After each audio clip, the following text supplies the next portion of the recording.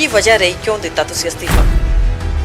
नहीं जी कोई वजह नहीं है, कोई पर्सनल आपदे मतलब मेरी प्री ऑक्यूपेशन सी उस करके मेरिया कुछ आपदियाँ डिफिकल्टीज है उस करके। ਬਹੁਤ ਵੱਡੀ ਰਿਸਪੌਂਸਿਬਿਲਿਟੀ ਵਾਲੀ ਔਰ ਬੜੀ ਹੀ ਇਹਦੇ ਨਾਲ, ਕਿਉਂਕਿ ਸਟੇਟ ਦੇ ਕਈ ਮਸਲੇ ਰਹੇ ਨੇ ਪਿਛਲੇ ਸਾਲਾਂ ਦੇ ਵਿੱਚ, ਪਿਛਲੇ ਸਰਕਾਰਾਂ ਦੇ ਟਾਈਮ ਦੇ ਵਿੱਚ, ਤੇ ਇਹਦੇ ਨਾਲ ਬਹੁਤ ਕੁਝ ਜੁੜਿਆ ਹੋਇਆ। ਮੀਨਸ ਕਿ ਲੋਕਾਂ ਦੀ ਵੀ ਇਹਦੇ ਵਿੱਚ ਵੀ ਨਿਤਾਰਾ ਹੋਵੇ ਚੀਜ਼ਾਂ ਦਾ, ਜਿਹੜੇ ਖਾਸ ਕਰਕੇ ਕਈ ਐਸੇ ਇਸ਼ੂਜ਼ ਨੇ। ਫਿਰ ਤੁਸੀਂ ਇੱਕਦਮ ਕਿਉਂ ਕੁਇਟ ਕਰਨਾ?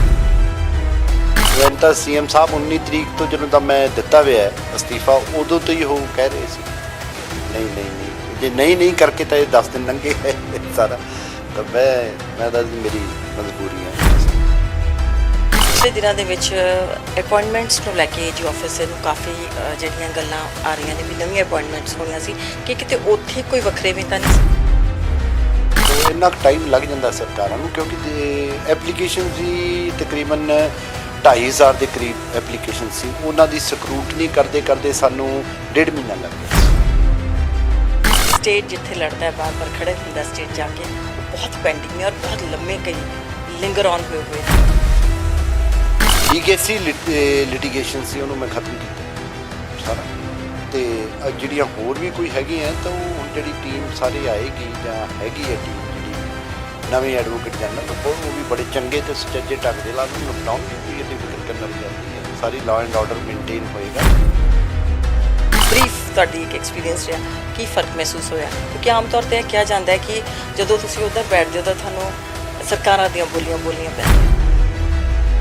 ਦੇਖੋ ਇਹ ਪ੍ਰੋਫੈਸ਼ਨਲੀ ਜਿਹੜੀ ਚੇਂਜ ਡਿਊਟੀ ਹੁੰਦੀ ਹੈ, ਹੋਰ ਕੁਝ ਨਹੀਂ ਹੈ। ਅਸੀਂ ਰੋਜ਼ ਦੇਖਦੇ ਹਾਂ, ਕਿਉਂਕਿ ਇਸ ਤਾਂ ਦੋ ਸਾਈਡ ਤੋਂ ਹੀ ਆਰਗੂ ਕਰਨਾ ਹੁੰਦਾ, ਕਦੇ ਉਸ ਸਾਈਡ ਤੋਂ ਵੀ ਕਦੇ ਉਸ ਸਾਈਡ ਤੋਂ। Then you have to change your aptitude with regard to that. ਕਿਤੇ ਆਪੋਜ਼ਿਟ ਐਟੀਟਿਊਡ ਹੈ, ਕਿਤੇ ਸਪੋਰਟਿਵ ਐਟੀਟਿਊਡ ਹੈ, ਉਹ ਵੀ ਅਡਾਪਟ ਕਰਨਾ ਪੈਂਦਾ। ਸਾਨੂੰ ਸਿਖਾਇਆ ਗਿਆ, we are trained for this from the classes.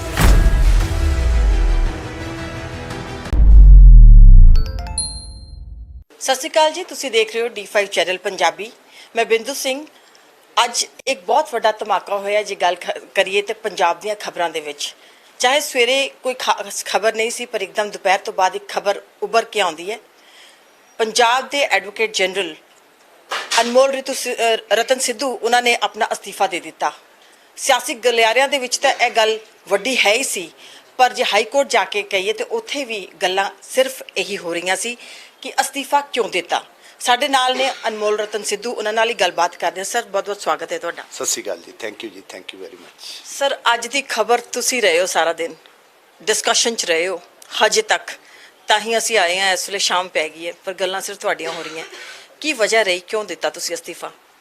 ਨਹੀਂ ਜੀ ਕੋਈ ਵਜ੍ਹਾ ਨਹੀਂ ਹੈ, ਕੋਈ ਪਰਸਨਲ ਆਪਦੇ ਮਤਲਬ ਮੇਰੀ ਪ੍ਰੀ ਆਕੂਪੇਸ਼ਨ ਸੀ ਉਸ ਕਰਕੇ ਦਿੱਤੀਆਂ। ਕੋਈ ਕਿਸੇ ਨਾਲ ਕੋਈ ਇਹ ਗੱਲ ਨਹੀਂ ਵੀ ਕੋਈ ਰੰਜਿਸ਼ ਹੈ ਜਾਂ ਕਿਸੇ ਨਾਲ ਕੋਈ ਮਨਮੁਟਾਵ ਹੈ, ਕਿਸੇ ਨਾਲ ਨਹੀਂ। ਚਾਹੇ ਉਹ ਬਿਊਰੋਕ੍ਰੈਟਿਕ ਹੈ, ਚਾਹੇ ਉਹ ਪੁਲਿਸ ਅਥਾਰਟੀਜ਼ ਹੈ, ਚਾਹੇ ਉਹ ਪੋਲੀਟੀਕਲ ਹੈ, ਤਾਂ ਸਾਰਿਆਂ ਨਾਲ ਬੜੇ ਅੱਛੇ ਮੇਰੇ ਰਿਲੇਸ਼ਨਸ ਹੈ ਤੇ ਐਂ ਰਿਲੇਸ਼ਨਸ ਰਹਿਣਗੇ। ਸਾਰਿਆਂ ਨੇ ਇਹ ਗੱਲ ਕੀਤੀ ਮਹਿਸੂਸ, ਪਰ ਮੈਂ ਉਹਨਾਂ ਨੂੰ ਕਿਹਾ ਵੀ ਮੇਰੀਆਂ ਕੁਝ ਆਪਦੀਆਂ ਡਿਫਿਕਲਟੀਜ਼ ਹੈ ਉਸ ਕਰਕੇ। ਸਰ, ਵਿਧਾਨ ਸਭਾ 'ਚ ਅਸੀਂ ਬੈਠ ਕੇ ਜਦੋਂ ਹੁਣ ਸੈਸ਼ਨਸ ਹੋਏ ਨੇ, ਬਜਟ ਸੈਸ਼ਨ ਹੋਇਆ, ਉਸ ਤੋਂ ਪਹਿਲਾ ਸੈਸ਼ਨ ਜਦੋਂ ਗਿਆ, ਬਹੁਤ ਸਾਲਾਂ ਤੋਂ ਵਿਧਾਨ ਸਭਾ ਅਸੀਂ ਜਿਹੜੀ ਹੈ ਉੱਥੇ ਅਟੈਂਡ ਕਰੀ ਦੀ ਹੈ, ਉੱਥੇ ਕਵਰ ਕਰੀ ਦੀ ਹੈ। ਜਦੋਂ ਪ੍ਰੈਸ ਗੈਲਰੀ 'ਚ ਬੈਠ ਕੇ ਦੇਖਦੇ ਸੀ ਤਾਂ CM ਦੇ ਬਿਲਕੁਲ ਪਿੱਛੇ ਜਿਹੜਾ ਇੱਕ ਸ਼ਖਸ ਬੈਠੇ ਹੁੰਦੇ ਸੀ, ਐਡਵੋਕੇਟ ਜਨਰਲ ਹੁੰਦੇ ਸੀ, ਪਰ ਉਹ ਸਿਵਲ ਡਰੈਸ ਹੁੰਦੇ ਸੀਗੇ, ਸਿਵਲ ਸੂਟਸ 'ਚ ਹੁੰਦੇ ਸੀਗੇ। ਤੁਸੀਂ ਦੇਖਿਆ ਸੀ ਆਪਣੀ ਵਰਦੀ ਦੇ ਵਿੱਚ, ਜਿਹਨੂੰ ਅਸੀਂ ਕਹਿੰਦੇ ਹਾਂ ਕਿ ਐਡਵੋਕੇਟ ਜਨਰਲ ਵੀ ਆਪਣੇ ਸੂਟ ਦੇ ਵਿੱਚ ਬੈਠੇ ਹੁੰਦੇ ਸੀ। ਮੈਂ ਨੋਟਿਸ ਕੀਤਾ ਉੱਥੇ, ਤੇ ਪਤਾ ਲੱਗਦਾ ਸੀਗਾ ਕਿ ਕਿਸ ਤਰੀਕੇ ਦੇ ਨਾਲ ਤੁਸੀਂ ਇੱਕ ਵੱਖ ਤਰ੍ਹਾਂ ਦੀ ਸ਼ਖਸੀਅਤ ਹੈਗੇ ਹੋ, ਇੰਟੈਲੀਜੈਂਟ ਐਡਵੋਕੇਟ ਮੰਨੇ ਜਾਂਦੇ ਹੋ, ਤੁਹਾਡਾ ਆਪਣਾ ਇੱਕ ਕੱਦ ਕਾਠ ਮੰਨਿਆ ਜਾਂਦਾ ਹੈ। ਤਾਂ ਫਿਰ ਵੀ ਇੰਨੀ ਜਲਦੀ, ਕਿਉਂਕਿ ਬਹੁਤ ਵੱਡੀ ਰਿਸਪੌਂਸਿਬਿਲਿਟੀ ਵਾਲੀ ਔਰ ਬੜੀ ਹੀ ਇਹਦੇ ਨਾਲ, ਕਿਉਂਕਿ ਸਟੇਟ ਦੇ ਕਈ ਮਸਲੇ ਰਹੇ ਨੇ ਪਿਛਲੇ ਸਾਲਾਂ ਦੇ ਵਿੱਚ, ਪਿਛਲੇ ਸਰਕਾਰਾਂ ਦੇ ਟਾਈਮ ਦੇ ਵਿੱਚ, ਤੇ ਇਹਦੇ ਨਾਲ ਬਹੁਤ ਕੁਝ ਜੁੜਿਆ ਹੋਇਆ। ਮੀਨਸ ਕਿ ਲੋਕਾਂ ਦੀ ਵੀ ਇਹਦੇ ਵਿੱਚ ਵੀ ਨਿਤਾਰਾ ਹੋਵੇ ਚੀਜ਼ਾਂ ਦਾ, ਜਿਹੜੇ ਖਾਸ ਕਰਕੇ ਕਈ ਐਸੇ ਇਸ਼ੂਜ਼ ਨੇ। ਫਿਰ ਤੁਸੀਂ ਇੱਕਦਮ ਕਿਉਂ ਕੁਇਟ ਕਰਤਾ?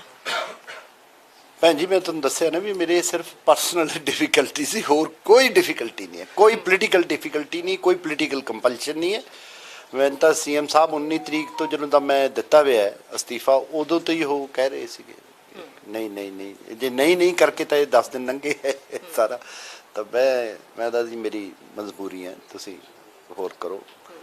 ਤਾਂ ਸੋ ਪਿਛਲੇ ਦਿਨਾਂ ਦੇ ਵਿੱਚ ਇੱਕ ਅਟੈਕ ਵੀ ਹੁੰਦਾ ਹੈ ਜਦੋਂ ਤੁਸੀਂ ਖਾਸ ਕਰਕੇ ਉੱਥੇ ਬਿਸ਼ਨੋਈ ਦੀ ਡੇਟ ਜਿਹੜੀ ਹੀਅਰਿੰਗ ਸੁਣ ਕੇ ਆ ਰਹੇ ਸੀਗੇ ਦਿੱਲੀ ਤੋਂ, ਉਹਦੇ ਬਾਅਦ ਵੀ ਇੱਕ ਕਾਫੀ ਤੁਸੀਂ ਇੱਕਦਮ ਲਾਈਮਲਾਈਟ 'ਚ ਉਹਨਾਂ ਦਿਨਾਂ ਦੇ ਵਿੱਚ ਆਏ ਸੀਗੇ, ਤੇ ਹੁਣ ਬਹੁਤ ਜਲਦ ਹੀ ਇਸ ਤਰੀਕੇ ਦੇ ਨਾਲ ਦੇਖਣਾ ਪੈਣਾ ਕਿ ਤੁਸੀਂ ਛੱਡ ਕੇ ਚਲੇ ਜਾ ਰਹੇ ਹੋ, ਔਰ ਇੱਕ ਨਵਾਂ ਔਰ ਬਾਰ-ਬਾਰ ਐਵੇਂ ਦੀ ਚੀਜ਼ਾਂ ਹੁੰਦੀਆਂ ਤੇ ਲੋਕ ਕਿਸ ਤਰੀਕੇ ਦੇ ਨਾਲ ਮਤਲਬ ਕਿ ਚੀਜ਼ਾਂ ਤੇ ਵਿਸ਼ਵਾਸ ਕਰਨ। ਨਹੀਂ, ਉਹ ਮੈਂ ਸੁਣ ਕੇ ਨਹੀਂ ਆਇਆ ਸੀ, ਮੈਂ ਬਹਿਸ ਕਰਕੇ ਆਇਆ ਸੀਗਾ ਕੇਸ, ਤਾਂ ਉਹ ਤਾਂ ਮੈਂ ਆਪਦੀ ਲੀਗਲ ਡਿਊਟੀ ਕਰਕੇ ਆਇਆ ਸੀ। ਨਾਲੇ ਉਹਨਾਂ ਨੂੰ ਕੀ ਸੀ, ਕਈ ਵਾਰੀ ਮਿਸ ਚਾਂਸ ਹੋ ਜਾਂਦਾ ਹੈ, ਤਾਂ ਜੋ ਮੈਂ ਸੋਚਦਾ ਵੀ ਉਹ ਕੋਈ ਜਦੋਂ ਪਾਣੀਪਤ ਤੋਂ ਟ੍ਰੇਨ ਚੱਲੀ ਸੀ ਤਾਂ ਕੋਈ ਵਾਰੀ ਬੱਚਿਆਂ ਦੀ ਵੀ ਸ਼ਰਾਰਤ ਹੋ ਸਕਦੀ, ਕੋਈ ਉਹਦੇ 'ਚ ਨਹੀਂ ਹੈ ਤੱਥ ਮੈਨੂੰ ਲੱਗਿਆ ਨਹੀਂ, ਤਾਂ ਹੀ ਮੈਂ ਪੁਲਿਸ ਨੂੰ ਖੁਦ ਹੀ ਕਹਿਤਾ ਸੀ ਵੀ ਇਹਨੂੰ ਪਰਸਿਊ ਨਾ ਕਰੋ। ਮਿਸ ਚਾਂਸ ਵੀ ਹੋ ਸਕਦਾ, ਮਿਸ ਚਾਂਸ ਕੁਦਰਤੀ ਉਹ ਲਾਸਟ ਬੋਗੀ ਦੇ ਵਿੱਚ ਮੈਂ ਬੈਠਾ ਸੀਗਾ, ਬਸ ਇਹੀ ਗੱਲ। ਅਦਰਵਾਈਜ਼ ਮੈਂ ਤਾਂ ਪਲੇਨ ਤੇ ਆ ਰਿਹਾ ਸੀ, ਫਿਰ ਮੇਰੇ ਦੋਸਤ ਸਾਰੇ ਨਾਲ ਲੀਗਲ ਸਾਈਡ ਵਾਲੇ ਟ੍ਰੇਨ ਤੇ ਆ ਰਹੇ ਸੀ, ਮੈਂ ਕਿਹਾ ਚਲੋ ਮੈਂ ਤੁਹਾਡੇ ਨਾਲ ਹੀ ਚੱਲਦਾ। ਫਿਰ ਮੈਂ ਉਹ ਟਿਕਟ ਸਮਝ ਛੱਡ ਕੇ ਪਲੇਨ 'ਚ ਇਹਦੇ 'ਚ ਟ੍ਰੇਨ 'ਚ ਬੈਠਾ ਤੇ ਆ ਰਿਹਾ ਸੀ। ਕੁਦਰਤੀ ਕਈ ਵਾਰੀ ਬੱਚਿਆਂ ਦੀ ਸ਼ਰਾਰਤ ਉੱਤੇ ਹੁੰਦੀਆਂ ਵੀ ਹੈ, ਉਸ ਏਰੀਏ 'ਚ ਸੋਨੀਪਤ ਪਾਣੀਪਤ ਦੇ ਏਰੀਏ 'ਚ ਹੁੰਦੀਆਂ। ਸਰ ਪਿਛਲੇ ਦਿਨਾਂ ਦੇ ਵਿੱਚ ਅਪਾਇੰਟਮੈਂਟਸ ਨੂੰ ਲੈ ਕੇ ਜੀ ਆਫਿਸ ਨੂੰ ਕਾਫੀ ਜਿਹੜੀਆਂ ਗੱਲਾਂ ਆ ਰਹੀਆਂ ਨੇ ਵੀ ਨਵੀਆਂ ਅਪਾਇੰਟਮੈਂਟਸ ਹੋਣੀਆਂ ਸੀ, ਕਿ ਕਿਤੇ ਉੱਥੇ ਕੋਈ ਵੱਖਰੇਵੇਂ ਤਾਂ ਨਹੀਂ ਸੀ? ਨਹੀਂ, ਤੁਸੀਂ ਇਹ ਤੇ ਜੇ ਤੁਸੀਂ ਪਿਛੋਕੜ ਵੀ ਦੇਖੋ, ਪਹਿਲੀ ਹਿਸਟਰੀ ਦੇ ਵਿੱਚ ਵੀ ਦੇਖੋ, ਤਾਂ ਜਿਹੜੀਆਂ ਪਿਛਲੀਆਂ ਅਪਾਇੰਟਮੈਂਟ ਵੀ ਉਹ 31 ਜੁਲਾਈ ਤੱਕ ਹੋਈਆਂ ਸੀ। ਤਾਂ ਇੰਨਾ ਕੁ ਟਾਈਮ ਲੱਗ ਜਾਂਦਾ ਸਰਕਾਰਾਂ ਨੂੰ, ਕਿਉਂਕਿ ਐਪਲੀਕੇਸ਼ਨ ਵੀ ਤਕਰੀਬਨ 2,500 ਦੇ ਕਰੀਬ ਐਪਲੀਕੇਸ਼ਨ ਸੀ, ਉਹਨਾਂ ਦੀ ਸਕਰੂਟਨੀ ਕਰਦੇ ਕਰਦੇ ਸਾਨੂੰ 1.5 ਮਹੀਨਾ ਲੱਗ ਗਿਆ ਸੀ। ਤਾਂ ਅਸੀਂ ਚਾਹੁੰਦੇ ਸੀ ਵੀ ਹਰ ਇੱਕ ਚੀਜ਼ ਟਰਾਂਸਪੇਰੈਂਟ ਹੋਵੇ ਤਾਂ ਕਿ ਕਿਸੇ ਨੂੰ ਕੋਈ ਓਬਜੈਕਸ਼ਨ ਨਾ ਹੋਵੇ। ਤਾਂ ਉਹ ਜਿਹੜਾ ਟਾਈਮ ਉਸ ਦੌਰਾਨ ਬੀਤਿਆ ਹੈ ਉਹ ਬੜਾ ਜਾਇਜ਼ ਹੀ ਸੀ, ਤਾਂ ਸਾਰਾ ਚੈੱਕ ਕਰਕੇ ਤੇ ਜੁਲਾਈ ਦੇ ਐਂਡ ਤੱਕ ਤਕਰੀਬਨ ਹੋ ਜਾਂਦੀਆਂ ਅਪਾਇੰਟਮੈਂਟਸ। ਹੁਣ ਵੀ ਮੈਂ ਉਮੀਦ ਕਰਦਾ ਕਿ ਸਭ ਦੀਆਂ ਬੜੀ ਜਲਦੀ ਅਪਾਇੰਟਮੈਂਟਸ ਹੋਣਗੀਆਂ, ਕੋਈ ਸਿਸਟਮ ਸਾਰਾ ਸਟ੍ਰੀਮਲਾਈਨ ਕੀਤਾ ਪਿਆ। 4 ਮਹੀਨੇ ਦਾ ਵਕਫਾ ਛੋਟਾ ਹੈ ਔਰ ਜਿਹੜੇ ਕੰਮ ਸੀਗੇ ਉਹ ਬਹੁਤ ਜ਼ਿਆਦਾ ਸੀਗੇ, ਜਿਹੜਾ ਖਾਸ ਕਰਕੇ ਕੇਸਿਸ ਪੈਂਡਿੰਗ ਨੇ, ਸਟੇਟ ਜਿੱਥੇ ਲੜਦਾ ਹੈ ਬਾਰ-ਬਾਰ ਖੜੇ ਹੁੰਦਾ ਸਟੇਟ ਜਾ ਕੇ, ਉਹ ਬਹੁਤ ਪੈਂਡਿੰਗ ਨੇ ਔਰ ਬਹੁਤ ਲੰਮੇ ਕਈ ਲਿੰਗਰ ਔਨ ਹੋਏ ਨੇ। ਦੇਖੋ ਜੀ, ਅਸੀਂ ਬੜੇ ਕੋਸ਼ਿਸ਼ ਕੀਤੀ ਵੀ ਜਿੰਨੇ ਵੀ ਪੈਂਡਿੰਗ ਸੀਗੇ, ਜਿੰਨੀ ਮਤਲਬ ਲੀਗੇਸੀ ਲਿਟੀਗੇਸ਼ਨ ਸੀ, ਉਹਨੂੰ ਮੈਂ ਖਤਮ ਕੀਤਾ ਸਾਰਾ। ਤੇ ਜਿਹੜੀਆਂ ਹੋਰ ਵੀ ਕੋਈ ਹੈਗੀਆਂ ਤਾਂ ਉਹ ਹੁਣ ਜਿਹੜੀ ਟੀਮ ਸਾਰੇ ਆਏਗੀ ਜਾਂ ਹੈਗੀ ਹੈ ਟੀਮ ਜਿਹੜੀ ਵੀ ਨਵੇਂ ਐਡਵੋਕੇਟ ਜਨਰਲ, ਉਹ ਵੀ ਬੜੇ ਚੰਗੇ ਤੇ ਸੁਚੱਜੇ ਢੰਗ ਦੇ ਨਾਲ ਉਹਨੂੰ ਨਿਪਟਾਉਣਗੇ, ਕੋਈ ਐਡੀ ਫਿਕਰ ਕਰਨ ਵਾਲੀ ਗੱਲ ਨਹੀਂ ਹੈ। ਸਾਰੀ ਲਾਅ ਐਂਡ ਆਰਡਰ ਮੇਨਟੇਨ ਹੋਏਗਾ, ਸਾਡੇ ਸੀਐਮ ਸਾਹਿਬ ਦਾ ਇਕਬਾਲ ਸਲਾਮਤ ਹੋਏਗਾ, ਸਾਡੇ ਮਤਲਬ ਕੇਜਰੀਵਾਲ ਸਾਹਿਬ ਦਾ ਵੀ ਉਵੇਂ ਜਿਵੇਂ ਗਾਈਡੈਂਸ ਹੈਗੀ ਹੈ, ਰਾਘਵ ਜੀ ਦੀ ਗਾਈਡੈਂਸ ਹੈ, ਸੋ ਉਸ ਦੇ ਤਰੀਕੇ ਸਾਰਾ ਕੰਮ ਬੜੇ ਅੱਛੇ ਤਰੀਕੇ ਨਾਲ ਹੋਏਗਾ। ਸੀਐਮ ਸਾਹਿਬ ਤਾਂ ਅੱਜ ਵੀ ਕਹਿ ਰਹੇ ਕਿ ਮੈਂ ਮਨਾਉਂਦਾ ਰਿਹਾ। ਹੀ is very good friend of ਮਾਈਨ। ਅਸੀਂ ਬੜੇ ਇਕੱਠੇ हैं for the last 20 years we are together, ਤੇ ਆਪਸ ਵਿੱਚ ਵਿਚਾਰ ਵਟਾਂਦਰਾ ਕਰਦੇ ਨੇ ਤੇ ਕਰਦੇ ਵੀ ਰਵਾਂਗੇ। ਹੁਣ ਵੀ ਮੈਨੂੰ ਕਹਿਣ ਜਿਹੜੀਆਂ ਕੋਈ ਹੋਰ ਸਰਵਿਸਿਜ਼ ਐਕਸੈਪਟ ਦਿਸ, ਜਿਹੜੀ ਕੋਈ ਹੋਰ ਸਰਵਿਸਿਜ਼ ਜਦੋਂ ਵੀ ਮੇਰੀ ਲੋੜ ਪਈ ਮੈਂ ਹਾਜ਼ਰ ਹਾਂ।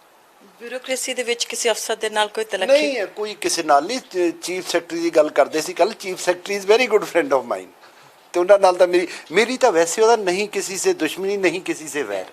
ਮੇਰਾ ਤਾਂ ਵੈਸੇ ਹੀ ਮੇਰੀ ਨੇਚਰ ਹੀ ਨਹੀਂ ਹੈ ਕਿਸੇ ਨਾਲ ਲੜਨਾ।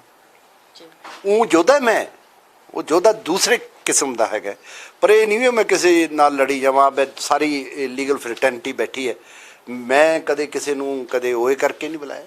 ਆਈ always respect all intellectual strata of the society also and other parts of the political system also.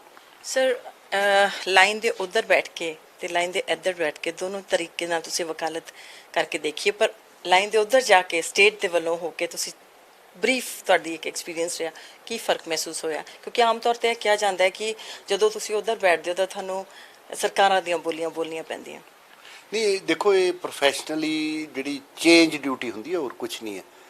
ਅਸੀਂ ਰੋਜ਼ ਦੇਖਦੇ ਹਾਂ, ਕਿਉਂਕਿ ਇਸ ਤਾਂ ਦੋ ਸਾਈਡ ਤੋਂ ਹੀ ਆਰਗੂ ਕਰਨਾ ਹੁੰਦਾ, ਕਦੇ ਉਸ ਸਾਈਡ ਤੋਂ ਹੋਗੇ ਕਦੇ ਉਸ ਸਾਈਡ ਤੋਂ। Then you have to change your aptitude with regard to that. ਕਿਤੇ ਆਪੋਜ਼ਿਟ ਐਟੀਚਿਊਡ ਹੈ, ਕਿਤੇ ਸਪੋਰਟਿਵ ਐਟੀਚਿਊਡ ਹੈ, ਉਵੇਂ ਅਡੋਪਟ ਕਰਨਾ ਪੈਂਦਾ। ਸਾਨੂੰ ਸਿਖਾਇਆ ਹੀ ਹੈ, we are trained for this from the classes itself. ਅੱਗੇ ਕੀ ਦੇਖ ਰਹੇ ਹੋ ਸਰ, ਵਾਟਸ ਦ ਫਿਊਚਰ? ਦੇਖੋ, ਪ੍ਰੈਕਟਿਸ ਸਾਡੀ ਆਪਦੀ, ਮੈਂ ਤਾਂ ਪ੍ਰੈਕਟਿਸ ਛੱਡ ਕੇ ਆਇਆ ਸੀ। I will go and swim in the same sea again. Best of luck. Thank you ਜੀ, thank you very much. Thank you ਜੀ। ਇਹ ਸਾਡੇ ਨਾਲ ਸੀਗੇ ਅਨਮੋਲ ਰਤਨ ਸਿੱਧੂ, ਜਿਹੜੇ ਕਿ ਜਿਨ੍ਹਾਂ ਨੇ ਅੱਜ ਹੀ ਏਜੀ ਆਫਿਸ ਤੋਂ, ਏਜੀ ਦੇ ਅਹੁਦੇ ਤੋਂ ਜਿਹੜਾ ਹੈ ਉਹ ਅਸਤੀਫਾ ਦਿੱਤਾ ਹੈ। ਕਹਿੰਦੇ ਮੇਰੇ ਕੋਲ ਅੱਗੇ ਵੀ ਬਹੁਤ ਕੁਝ ਕਰਨ ਨੂੰ ਹੈ ਤੇ ਜਿਹੜੀ ਡਿਊਟੀ ਮੈਂ ਨਿਭਾਈ ਹੈ ਉਹ ਤਨਦੇਹੀ ਦੇ ਨਾਲ ਨਿਭਾਈ ਹੈ। ਉਹਨਾਂ ਨੇ ਕਿਹਾ ਕਿਤੇ ਕੋਈ ਕਲੈਸ਼ ਨਹੀਂ ਸੀਗਾ, ਕਿਤੇ ਕੋਈ ਵਿਤਕਰੇ ਨਹੀਂ ਸੀ, ਮੇਰੀਆਂ ਪਰਸਨਲ ਰੀਜ਼ਨਸ ਨੇ ਜਿਹਦੇ ਕਾਰਨ ਮੈਂ ਇਸ ਅਹੁਦੇ ਤੋਂ ਅਸਤੀਫਾ ਦਿੱਤਾ ਹੈ। ਉਹਨਾਂ ਨੇ ਕਿਹਾ ਕਿ ਮੁੱਖ ਮੰਤਰੀ ਜਿਹੜੇ ਨੇ ਉਹ ਮੇਰੇ ਕਾਫੀ ਚੰਗੇ ਦੋਸਤ ਨੇ, ਸਾਡੇ ਪੁਰਾਣੇ ਜਿਹੜੇ ਤਾਲੁਕਾਤ ਨੇ ਤੇ ਉਹਨਾਂ ਦੇ ਵਿੱਚ ਕੋਈ ਵੀ ਐਸੀ ਗੱਲ ਨਹੀਂ ਹੈਗੀ, ਸਿਰਫ ਮੇਰੇ ਆਪਣੇ ਹੀ ਕੁਝ ਪਰਸਨਲ ਰੀਜ਼ਨ ਸੀਗੇ ਜਿਨ੍ਹਾਂ ਦੇ ਕਾਰਨ ਮੈਂ ਅੱਜ ਅਸਤੀਫਾ ਦਿੱਤਾ ਹੈ। ਤੇ ਉਹਨਾਂ ਨੇ ਇਹ ਵੀ ਯਕੀਨ ਕੀਤਾ ਹੈ ਕਿ ਆਉਣ ਵਾਲੇ ਜਿਹੜੇ ਏਜੀ ਨੇ, ਜਿਹੜੇ ਨਵੇਂ ਬਣਾਏ ਗਏ ਏਜੀ ਨੇ, ਉਹ ਵੀ ਬਹੁਤ ਚੰਗੇ ਤਰੀਕੇ ਦੇ ਨਾਲ ਆਪਣਾ ਕੰਮਕਾਜ ਪੂਰਾ ਨੇਪਰੇ ਚਾੜਨਗੇ। ਕੈਮਰਾ ਪਰਸਨ ਪ੍ਰੀਤਮ ਦੇ ਨਾਲ ਬਿੰਦੂ ਸਿੰਘ, ਚੰਡੀਗੜ੍ਹ। ਤੁਸੀਂ ਦੇਖਦੇ ਰਹੋ D5 ਚੈਨਲ ਪੰਜਾਬੀ। ਹੋਏਗੀ ਕਿਸਾਨਾਂ ਦੀ ਗੱਲ, ਨਵੀਂ ਖੇਤੀ ਮਸ਼ੀਨਾਂ, ਬੀਜਾਂ ਤੇ ਬਾਗਾਂ ਦੀ ਗੱਲ ਲੈ ਕੇ ਚੱਲਾਂਗੇ ਤੁਹਾਨੂੰ ਰੰਗਲੇ ਪੰਜਾਬ ਦੇ ਖੇਤਾਂ ਵੱਲ। ਦੇਖਣਾ ਨਾ ਭੁੱਲਣਾ ਸਾਡਾ ਖਾਸ programme farming with Amarjeet Waraich, ਸੋਮਵਾਰ ਤੋਂ ਸ਼ੁੱਕਰਵਾਰ ਸਵੇਰੇ 7:30 ਵਜੇ D5 ਚੈਨਲ ਪੰਜਾਬੀ ਤੇ। ਕੀ ਹੁੰਦੀ ਹੈ ਜਮਾਬੰਦੀ, ਕਿਵੇਂ ਬਣਦੀ ਹੈ ਵਸੀਅਤ, ਜ਼ਮੀਨ ਜਾਇਦਾਦ ਦੇ ਹਰ ਮਸਲੇ ਤੇ ਕਰਾਂਗੇ ਚਰਚਾ। ਦੇਖਣਾ ਨਾ ਭੁੱਲਣਾ ਸਾਡਾ ਖਾਸ programme naibtehsildar.com। D5 channel Punjabi ਹੁਣੇ ਸਬਸਕ੍ਰਾਈਬ ਕਰੋ, ਬੈਲ ਆਈਕਨ ਤੇ ਕਲਿੱਕ ਕਰੋ।